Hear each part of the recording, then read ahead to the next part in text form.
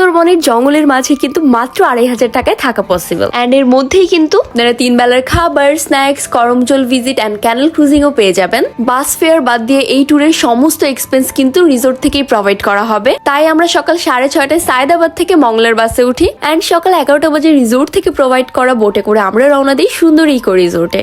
জঙ্গলের যতই ভিতরে ঢুকছিলাম ততই ভাবছিলাম ফ্যামিলি কিংবা অডিয়েন্সের সাথে কানেক্টেড থাকার জন্য আমার তো চাই high speed internet. At that point I remember আমার স্কিটো সিমের আছে আনলিমিটেড প্যাক, যার শুরু আছে কিন্তু শেষ নেই। অ্যান্ড আনলিমিটেড প্যাক কিন্তু আমি পুরো ট্যুরেও শেষ করতে পারিনি। বাই দ্য ওয়ে, এটা ছিল আমার কটেজ, যার নাম ছায়া সুন্দরী। স্পেস খুব আহামরি বড় না, কিন্তু খুবই কমফোর্টেবল। বাট এখানের সবচেয়ে ইমপ্রেসিভ কর্নার হচ্ছে এই বারান্দা, যার এক সাইডে হেমক অ্যান্ড আরেক সাইডে পুরো সুন্দরবনটা দেখা যায়। অ্যান্ড ফুল বোর্ড প্যাকেজে কিন্তু 3 বেলার খাবারও ছিল।